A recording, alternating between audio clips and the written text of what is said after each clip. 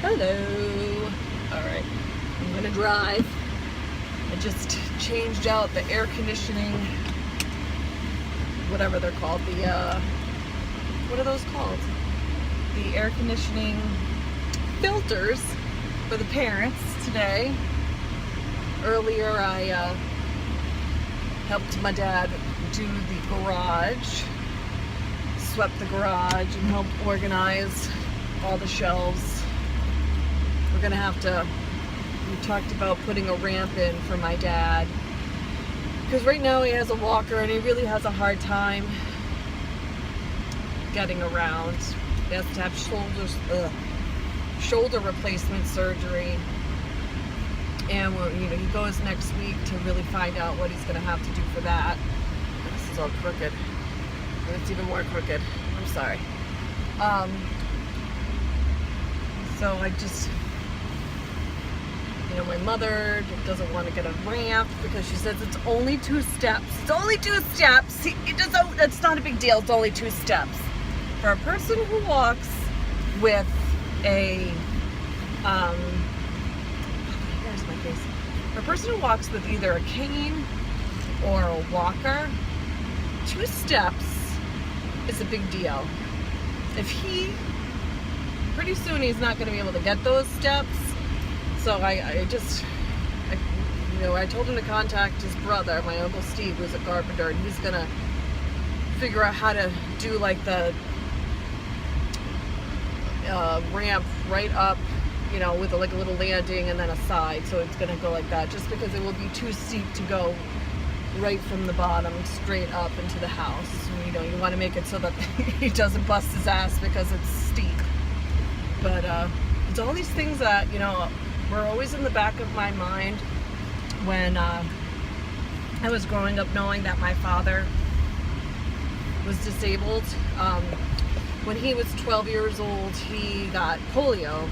He was 2 weeks out of the vaccine. The polio vaccine was 2 weeks away from coming to here. He got polio. He must have contracted it from someone. Because right when the vaccine came here, he started getting the chills and was admitted into the hospital and then sent to upstate New York, where he stayed for almost 2 years, back in the 50s. He has a severe curvature of the spine. He has atrophied muscles in the leg. He had multiple surgeries on his ankle. So when he walks with this. When I was a kid, it wasn't so severe, but you always knew that my dad had a limp and he had some sort of a disability, but he never.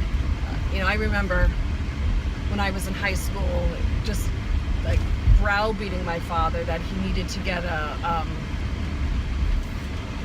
handicap placard for his vehicle, and he just did not want it. He did not want to admit that he needed it, and I understand that because it's admitting that you can't do something. But let me tell you, when he finally got it, it was such a relief to know that he only had to take a few steps to get from here to there. So now, for years he had a mobility scooter in Florida, but he wouldn't bring it here.